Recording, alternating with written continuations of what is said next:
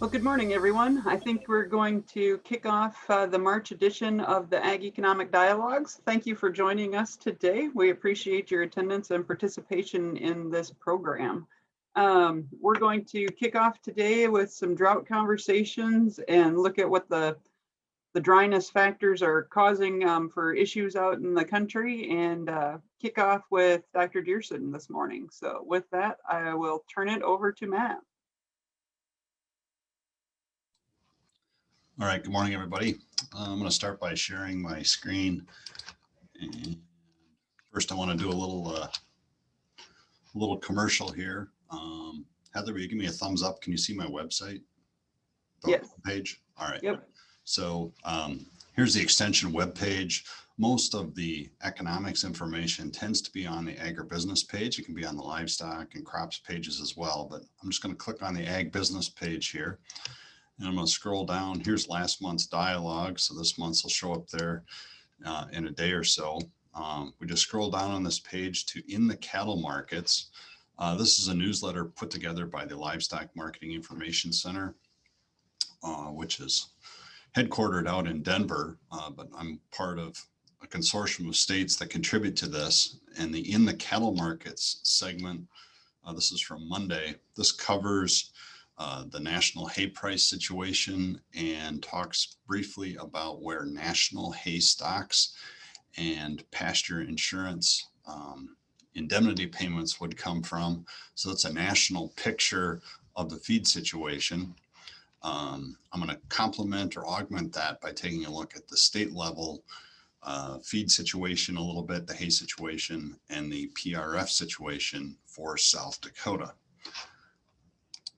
So with that, I'm going to transition to a few slides. I want these backwards.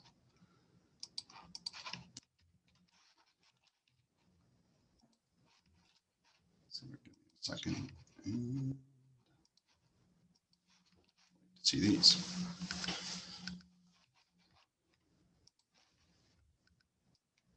Oh, we had them. Yep. It's a journey.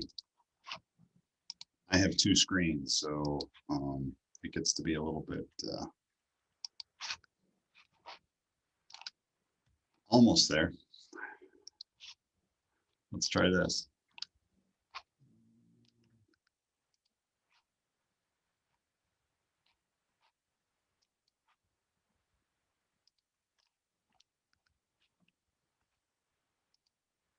Can you see the slides? So far we have your slides. If you hit the slideshow. Yep. And let's try one more time.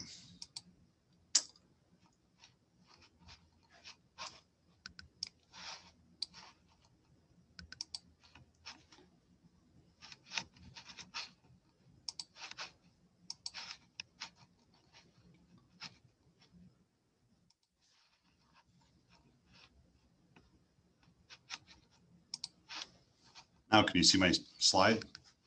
Yes. Thank you. So looking at the feed situation, a couple of indicators or metrics to kind of watch as we look at the hay situation. If we look at where we started 2020, May 1 of 2020, hay stocks for South Dakota were up pretty well or at a fairly high level. So there's a lot of old hay around heading into the 2020 feeding year, if you want to think of it that way. 2020 hay production, alfalfa and other hay production, were down relative to 2019. So we didn't have massive amounts of production during 2020. But if you look at the total supply, so here we've got just shy of 8 million tons for the state of South Dakota. The total supply available for the full 2020-2021 feeding year would be down slightly from the year before. So we haven't seen a dramatic change in hay prices at the state level this year versus last year, and the supply heading into the feeding time period would have been fairly consistent with the year before, and much better situation than in 17 and 18, for example. So that kind of sets the stage. So that gives the supply, and from the supply, there was fall disappearance. Some hay in the state was sold, some was fed, and we've got a benchmark going in to the winter period as of December 1st, and that had stocks in South Dakota of 5.8 million tons, or 5,800,000 tons as reported in most of the NASS statistics. Comparing that to the national situation, we can see here that for South Dakota, hay stocks on December 1st were down slightly compared to a year earlier. And the map here shows a couple of areas where there's been big changes in the hay stock situation, or year over year changes. And these correspond almost, you could overlay some of the Drought Monitor maps on top of this. So big problem areas are the southwest part of the United States through here. And then locally, North Dakota has had a 12% decrease in their December 1 stocks compared to a year earlier. The difference, or why the immediate area is not seeing a huge run up in hay prices relative to other parts of the United States, Minnesota, Iowa, Illinois had above average production and above average stocks levels and increases in their December 1 stocks compared to a year earlier. So if you're in the Dakotas, for example, and you needed hay, it would be available by going east and sourcing it and shipping it out to where it's needed. Much more difficult to do that if you're in Nevada, Arizona, New Mexico, and whatnot. So Texas is always a tricky state to follow, and half of the state had probably excess, the other half probably a shortage. So big picture, tend to see less feed available compared to where it might be demanded, and it follows the pattern. Where there's been drought, production was lower and feed use is higher. So jumping in or zooming in strictly on December 1 stocks, that's the indicator to start with. And then we've got a relationship between December 1 stocks and winter feed use. So at the national level, this can be done. I'm zooming in here strictly for South Dakota. So along the bottom, plotted December 1 stocks levels. So this year it's the 5,800 would put us about right here. And then if we come across, we see that, what does that mean in terms of usage? Well, if you go from December 1st through May 1st, that's 5 months of feeding. South Dakota has about 4 million cows, calves, all cattle. So that's about a ton per head for the 5-month period is the disappearance level that's typically seen. But it relates very well when you compare the December 1 stocks level to what actually gets consumed. So I've overlaid a diagonal line here. So if there was a ton of December 1 stocks, a ton would disappear if things followed that line directly. That's not the case. Most farming operations are keeping some feed around to go from May 1st through whenever new production would come into place, or they're keeping some on hand all the time for feedlots, dairies, dry lotting situations, or keeping replacement heifers, developing heifers, something of that nature. So they're keeping some extra on hand. But the relationship looks like this. You've got this nice pattern here and pretty high explanatory power. So if you remember your undergrad regression class or something like this, we've got R squared is pretty good. So there's a pretty strong relationship. What does it mean in practical terms? Well, this 0.75 means you start with December 1 stocks, disappearance is going to be about 75% of whatever you start with, less a little bit, or less a few tons here and there. So starting with that starting with the 8 million tons on December 1st. 75% of that would suggest winter use in South Dakota of 4.18 million tons, or 4,000, just over 4,000 tons here on the chart, or right in this area.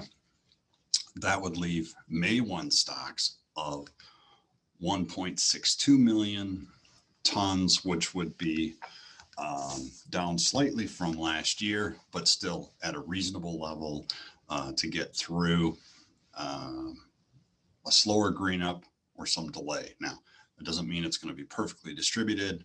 Odds are that there's more hay in the southeast compared to the northwest, but we haven't seen any kind of huge run up in prices in the southeast part of South Dakota. The Rock Valley hay prices, for example, are not showing any kind of super high price level that you'd expect to see if there was huge demand locally for that hay supply. So the metric going forward, May 1st stocks, 1,620,000 tons, so 1.62 million tons for South Dakota.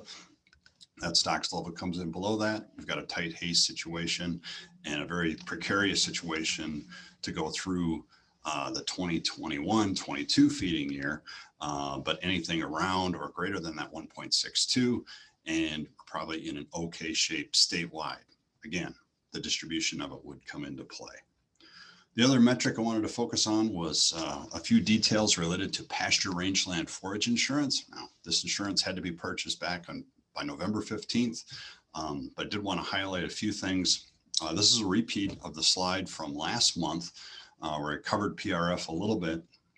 We can see from 2020 to 2021, there's a nice or large uptick in utilization or purchases covering more acres of pasture, primarily in South Dakota, relative to a year earlier.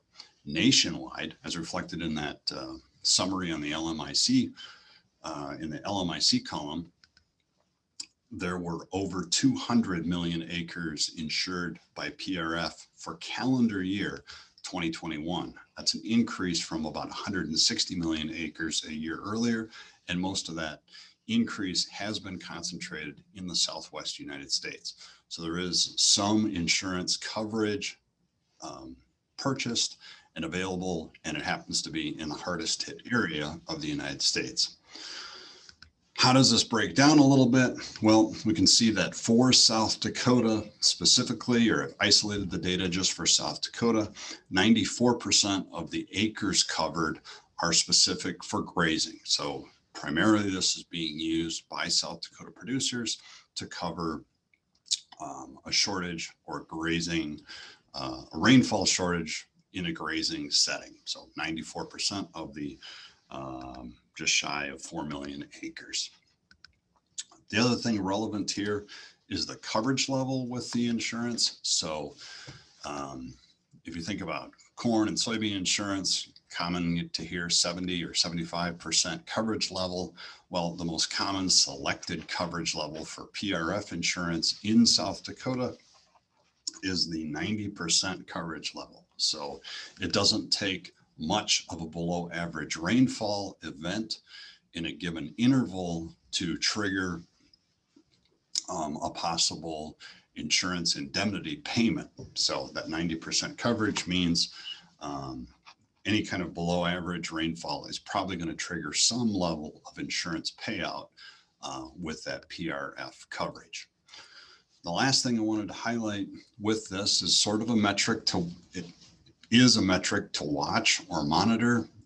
It's also a little bit of insightful, an insight rather into what kind of coverage is getting purchased. And that deals with the shares of PRF coverage across different intervals. So if you're not too familiar with PRF coverage, you can insure 2-month intervals that cannot overlap, and you can allocate your coverage across those intervals. So you might want to just distributed across all the different months of the year. But you can see here there are 11 different intervals. So if you were to uniformly spread, say 1,000 acres out over 11 different 2-month intervals, you'd put about 9.1% of your acres in each of those intervals. If you were trying to concentrate your coverage for when you thought you might have rainfall problems, you could do so. This is an aggregate picture of what the coverage looks like for 2021 across South Dakota. So aggregated all the coverage up and sorted out what intervals have coverage. We can see that for South Dakota, about 13.2% of the acres were allocated into the January, February months. So if there was a shortage of moisture in your area and you had coverage in January and February, you might be looking at an indemnity payment. You can also see that we've got above average or above the uniform expected number of acres that tend to be covered in May and June, also in February and March. There doesn't tend to be as much coverage, for example, in July, September, October, or even into November and maybe some of the July as well. So just to give you some idea, and it is too early, the payment levels or indemnities have not been announced or entered in yet, but it would be something to monitor as we go forward. In the first half of the year here, if we start seeing those indemnities trip, then you're going to see a little bit of offset come back in for affected areas. That's what I had for prepared thoughts or comments today. And I'll just stop. Are there any questions from our audience today tied to either local or national hay supply or the PRF coverage?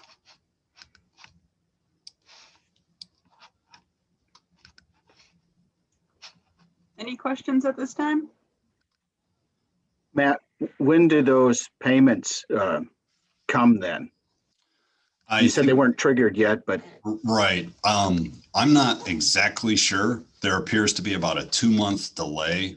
So they just announced the payments for the November, December annual rainfall, rainfall index coverage for annual forages. So it just takes a little bit of time. March 1st, you'd sort of have an idea. So you can plan for payments or expecting to see payments, but there is a couple-month lag in between to get it all worked out and sent out to someone who would be in an indemnity or receiving a payment situation. But I think month after month, if you just monitor indemnities, you'd get an idea of, oh, there's been a huge amount of payments paid out in Arizona, Nevada, or up in North Dakota. So you get a feel for where problem areas are or are developing, and to turn that around, maybe that would be, if continue to see that in Western North Dakota predominantly, for example. You could target them if you had excess hay that you were not utilizing. Maybe that's a market, or if you're in that area as well, you need to do some planning, or you're probably going to have a delayed turnout and you want to lay in or lock in some feed sooner rather than later, because you're going to have competition from other producers in the area. So using it as a leading, sort of a leading indicator for a couple of different reasons. Thanks. All right, thanks. Anyone else have anything? Okay, well, Matt put his information there in his PowerPoint. So if you have a question, you can sure get a hold of him or send an email to me and I will get it forwarded to him for him to answer and respond to you. So thanks, Matt. We greatly appreciate it. And Matt will probably be running to class. So hopefully, if you have a question, you can get a hold of him through those other options. So with that, we will turn it over to Jack Davis at this time.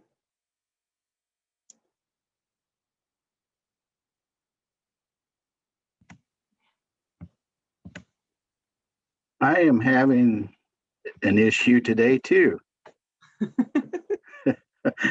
I am not seeing my PowerPoint. Oh, there we go. Simple. Okay. You don't have your camera on either. Okay.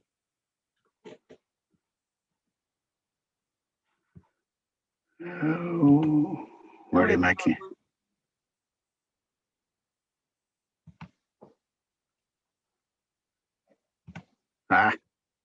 Did you get my video? Your video? No, I'm sorry.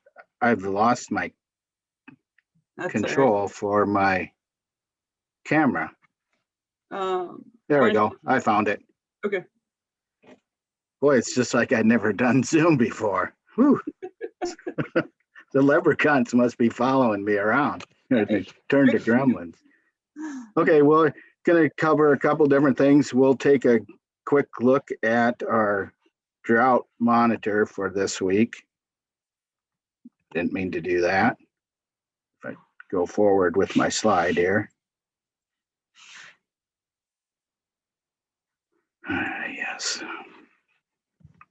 There we go. Contact information. Okay. So just showing this week's or yesterday. Yeah, yesterday or a couple days ago when they released the drought monitor for the high plains, it just very little improvement. So pretty much stayed the same. I think this table is good to read through. It shows where it was last week, 3 months ago, start of the year for each class. So that's a really good informational table and show how it's progressed and changed. So we have improved, but drought during the winter sometimes doesn't hurt and maybe saved us on the hay situation like Matt was showing.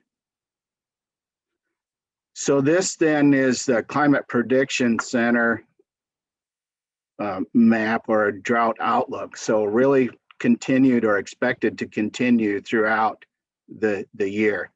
And then I just pulled a couple highlights off from the Climate Prediction Center, predicting above normal temperatures for April, an equal chance for precipitation, which I believe means that equal chance of above or below.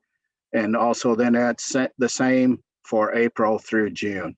If you can remember back to 2012, at least us north of Interstate 90, it was really that heat that made things tough in 2012. So hopefully we don't have that situation.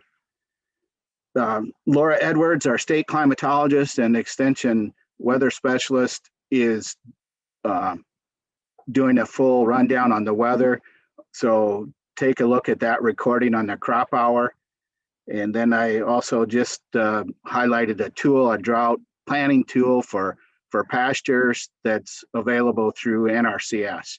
So a couple good things to take a look at for weather.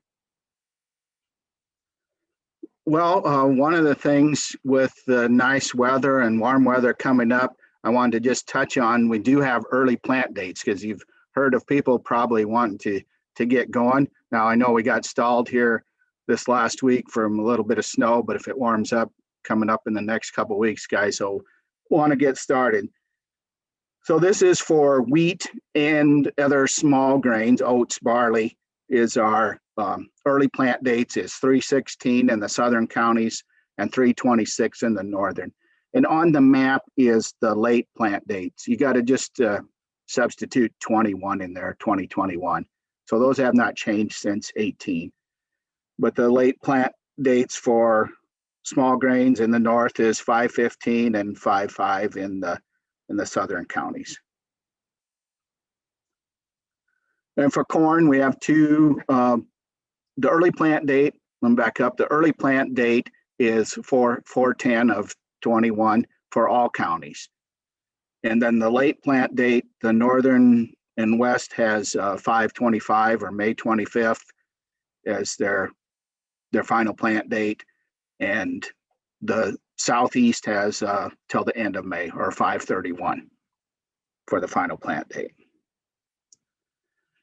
Soybeans is 4/26 for all counties, and 6/10 is the final plant date. So just wanted to share those dates with you if people are itching to go.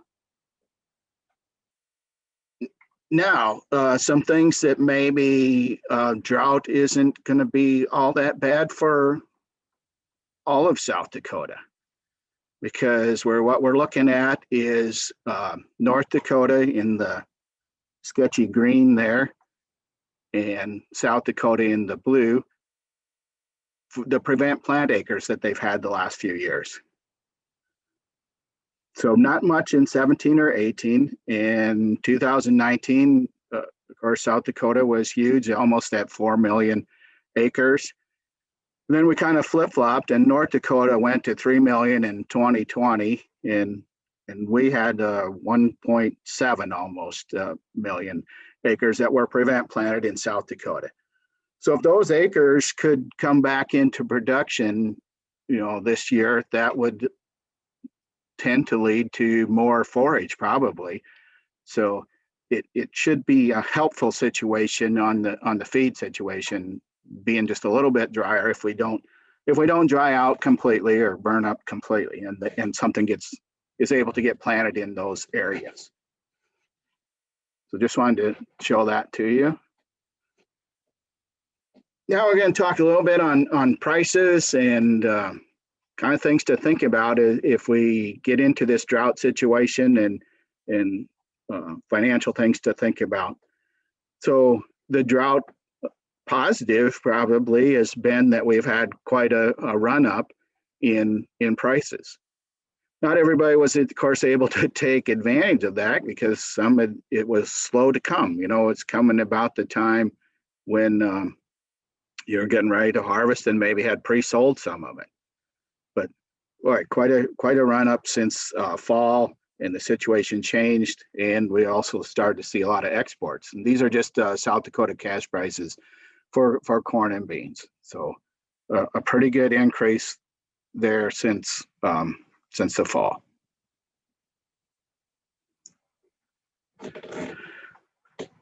And we just finished up in February with our projected prices for crop insurance, and this is showing it for corn over since 2011. So we're at our highest coverage level since 2014, really. And corn, I don't have the number right in front of me. What are we, 468, somewhere in there? Anyway, if you use it, I used 150 as a APH and a 75%, 70 or 75% coverage level. For much of South Dakota corn area, they're going to have $80 to $100 more coverage versus 2020.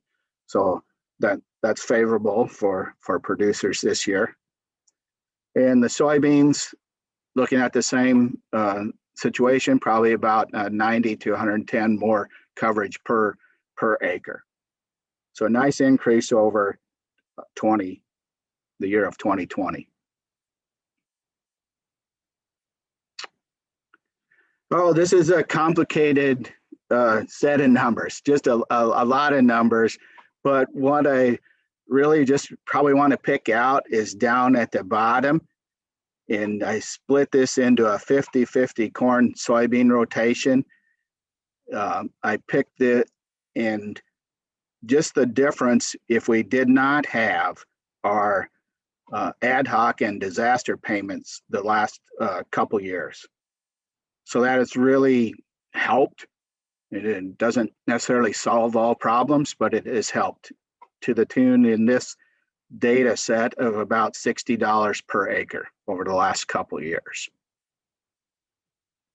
And we don't know what 2021 will bring in that sense. So we'll have to rely probably more on the market, which I believe producers would prefer, but that'll be a challenge when we have volatile prices. And that's just what we're showing here. The volatility for crop insurance has is greater than it has been in some time. So that's going to probably point that we have greater price variability as we're going forward.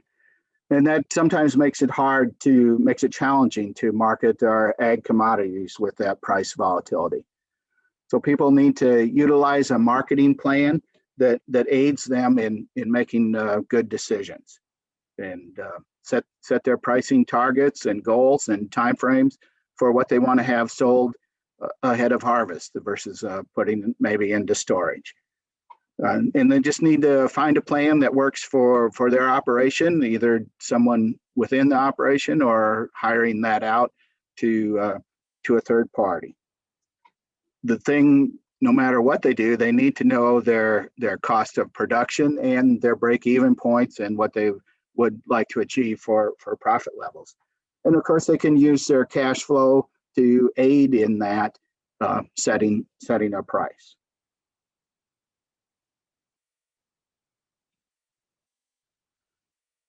So just wanted to look historically at our South Dakota cash corn and the monthly price received.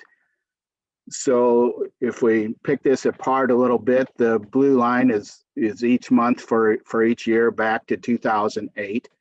This green or straight line that goes all the way across is the average 2008 through 2020.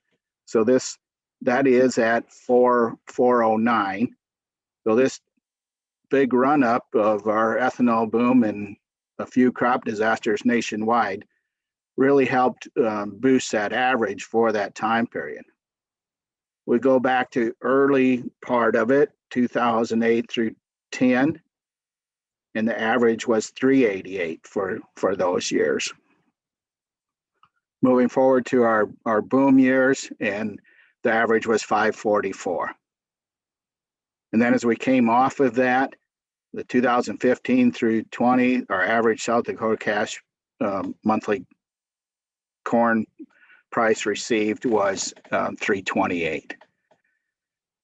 So looking at that, right now, guys can forward contract ahead of or above this 409 level for the fall. And gosh, if you have some in storage, probably not a bad time to make sure we're piecing that out as we go forward in the months coming up.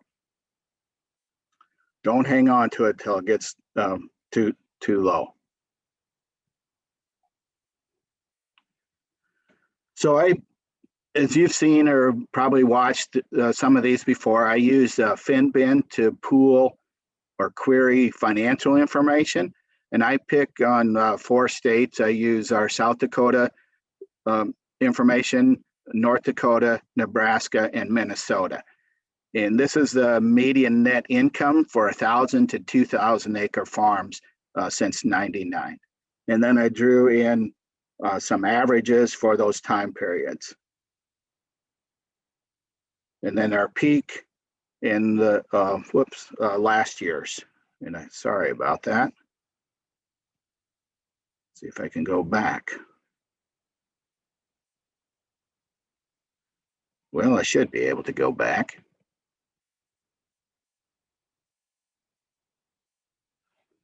Maybe. We'll do it this way then.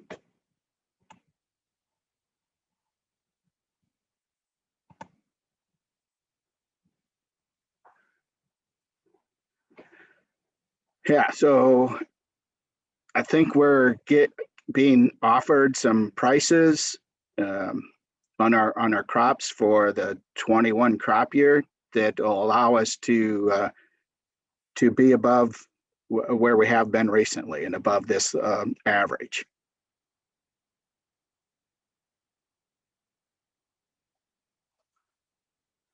Taking a look at some financial information and to think about as we're moving through a drought situation is that, and I just picked on our, again, those same farms or database at FinBin, and I picked 1,000 to 2,000 acre crop farms for the 4 state area. So we saw this is looking at a debt to asset level. We saw that drop real well as we came into the boom. We were reducing some debt, but as a whole, debt probably increased, but also our asset values increased very well. Then as we got into tighter margins, we've had to rely on some more debt maybe to help make it through some of these tighter margin years. And back up to kind of leveled off at this 40% level right here. The last few, of course, we don't have 2020's information yet, but it should hold in there or maybe even decrease a little bit. Now, with that being said, probably a good thing to look at if you're in that tight situation or drought situation and your financial structure is more on the short term and you have room to do some long-term financing. It's still very low interest rates on a long term, and that may be a possibility to match that debt better with your assets. So we need to be looking at our records, review our financial statements, and do a trend analysis of the key ratios and calculate those. And that'll help give us any insight in what helps make us profitable and other things that we may need to do to stay on the good side and build up again that working capital.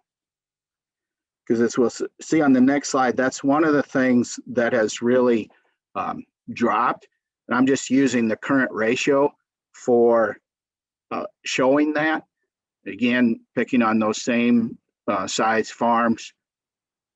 And we would like to see a comfortable current ratio of right at 2.0. That's the green line that goes across. In the peak, we got to 2.84 in 2012 with a high value of inventories and crops. So that was good, but now it's fallen down to 1.62 for this group of producers. And, you know, it is showing a little bit of a tick up from the 2 years before there, but that's something that as we go forward and have that good year, if we do, we would like to rebuild reinvest in that working capital and current assets. The key in a drought situation is probably cash flow planning and keeping track of that cash flow as you're going forward. And if you have to make adjustments due to drought, what's that doing to cash flow? And be on top of that early, comparing what you've budgeted in your cash flow to actuals that are taking place. And if you have to make a change, then changing that cash flow and using it as a monitoring tool.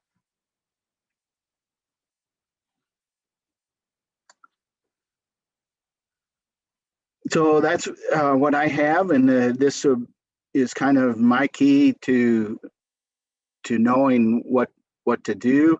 Is starts for me with knowing your numbers, understand what's making you money and what is not. I know there, and I don't know if Heather's going to talk about it today, but there are some trigger dates with Drought Monitor and drought planning that you want to watch. And so it's knowing those too, and how's that impact on your farm. Compare your financial ratios and expenses. You know, we want to manage input costs for profit, for profitability, and maximizing profit, not just yield or not just cutting cost. So the highest yield may not be the most profitable for your farm, but on the other hand, the lowest cost or cutting a cost may not be the most profitable either. So people need to work through that individually for their farm and take advantage of what fits best on their situation. The marketing, like you said, it's tough when it's volatile, and you may need an assistant or someone that really likes watching those markets and coming up with a good solid plan for your operation. We want to ensure an adequate level of income to meet our operational needs and the cash flow needs that we have going forward. So I use the kind of the 80-20 rule in reducing direct cost. And that would be working on those top 4 to 5 direct expenses and doing the best management you can to get the most out of those. Those are going to have the biggest impact on your bottom line. And it doesn't just mean cutting them, again, like I had said earlier, but make sure you get the most out of what you are spending on those and making efficient use of those items.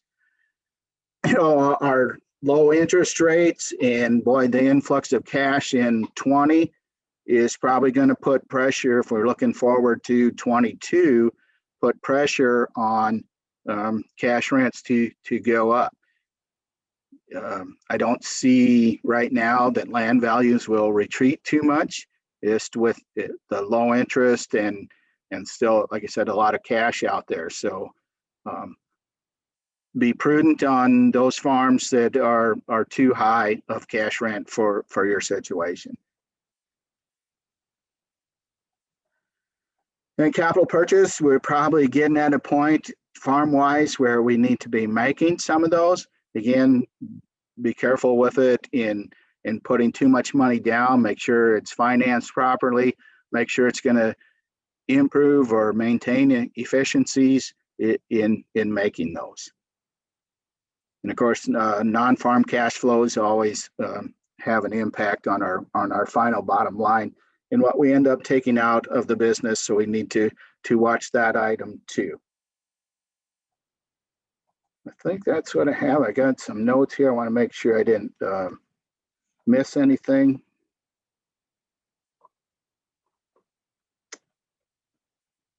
I'm looking these over. Any questions, Heather?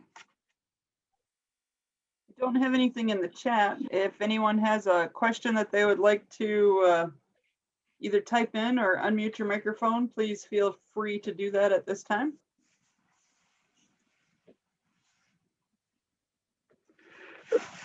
Fertilizer is, and some of the chemicals have gone up, and I think we're going to hear, and if anybody's got comments, I'd like to hear. You do hear some talk on availability maybe as we come into it, just COVID related situations on some inventories. I've just heard it in general. I haven't heard it specific. So if anybody has heard any of that, they'd be interested to see what they think. I would say for most producers this year, much of the fertilizer was probably bought ahead of the run up. So probably not a great big impact this year, but we'll have more going forward. That's what I have. All right, thanks, Jack. Anybody else have any last minute questions there for Jack?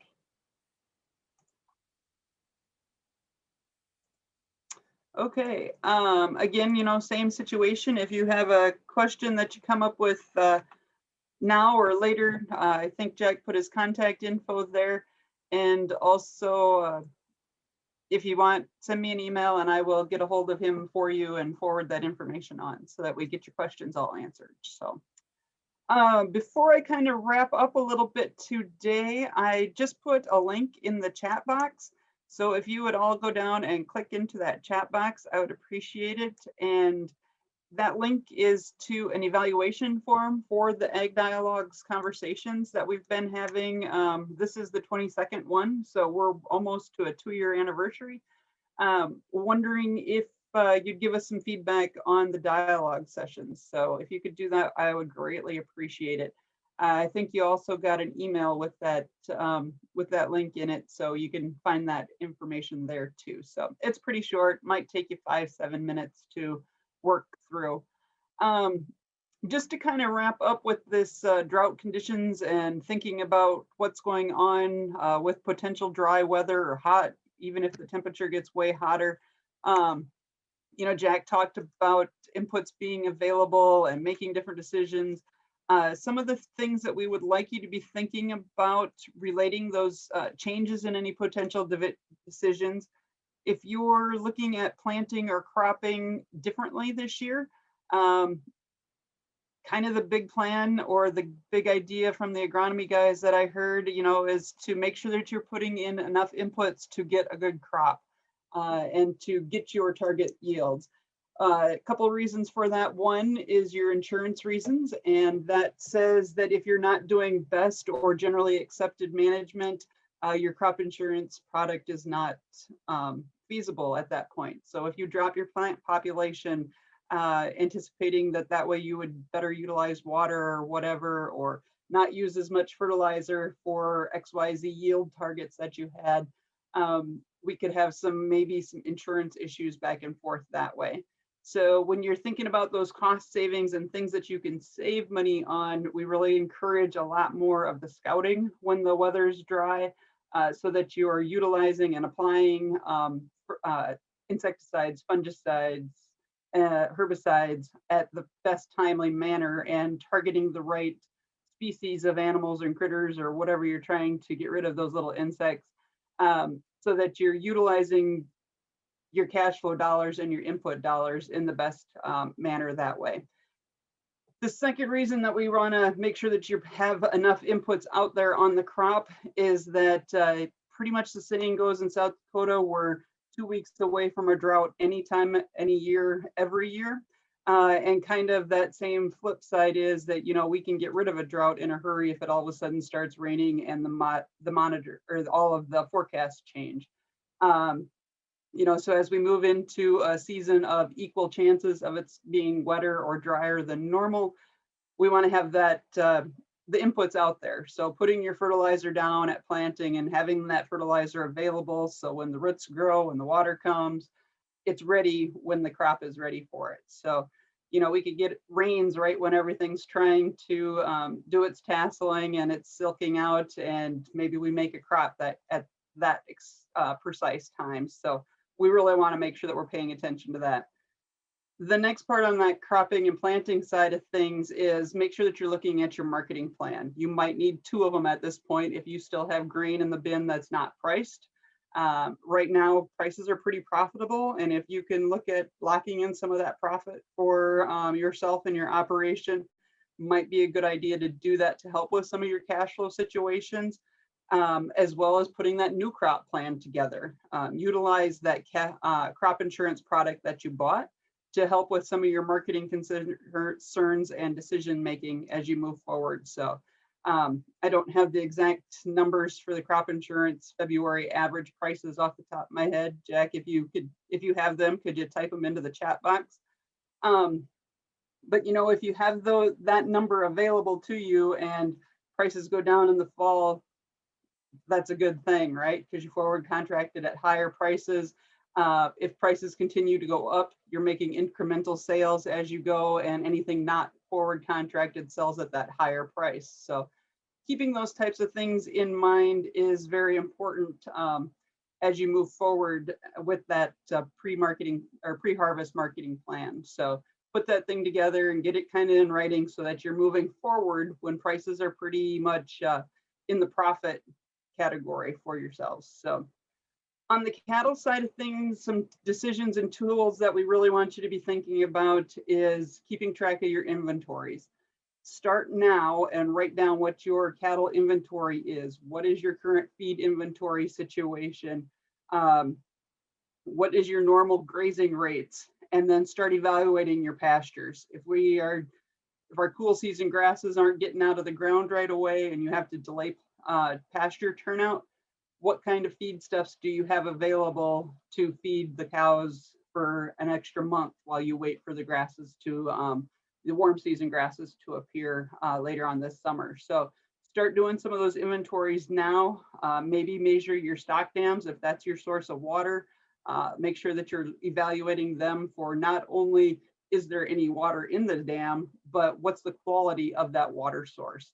Have it checked for nitrates early and often to make sure that you're not getting into any of those water quality issues as you move forward. So knowing what you have so that you can make informed decisions as the time comes up is going to be very important for you. So start writing out a plan that says, okay, today's March 19th. By April 1, I'm going to have a feed inventory created. I'll know what my feedstuffs is. I know which animals would be the first one to go if we need to start reducing numbers. start making some early wean decisions. If you do have to early wean to take some pressure off of your pastures and you pull those calves, which reduces the amount of grass that's being consumed and also reduces the nutrition load that those cows are requiring to stay in body condition and rebreed and do all the things for the next year.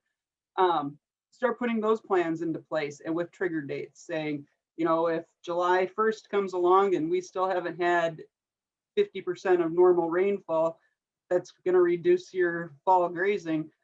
Make sure that you're putting those plans in place. You've thought them through so that when you get to that trigger date of July 4, 5, 8, 10, whatever your trigger target is, you can make those decisions because you've thought about it, planned through it. Maybe you've developed the cash flow budget behind all of that so that you can creep feed calves in a lot, or you're making sales decisions and you're selling calves early, and those types of things. So the more you can think about how you're going to manage your operation now before we're doing and hitting all of those critical points, it takes a lot of that, oh geez, now what do I do, questions and problems out of the equation. The third thing I'd ask you to do as you're putting all these things together, your marketing plans and your inventory plans, is work with your lender. If you have an operating note that's based on selling so many calves every year or selling so many dry cows or whatever your plan of attack is, work with your lender, make sure they understand what your plan of attack is if we have 25% less moisture than normal, 50%. Changes that they need to be aware of that are going to affect your operation and your income and bottom line. So any questions related to any of the information that we've had presented today, please type them in or unmute your microphones and let us know. Jack's still available. Matt did have to run to class, so we can sure get a hold of him, but keep that planning in place and start being proactive and writing some stuff down so that you know what you're going to do with your drought plan. If something happens, you know, if this weather condition continues and persists and we're looking like we're having some problems. And thanks, Will, for putting the prices there, the corn and the soybeans. It's like I drew a blank. Corn is $4.58 and soybeans at $11.87. I saw a chat come in. I just assumed it was you, Jack. No, the Will got to it for me. That's good. Thank you, Will. Thanks, Will.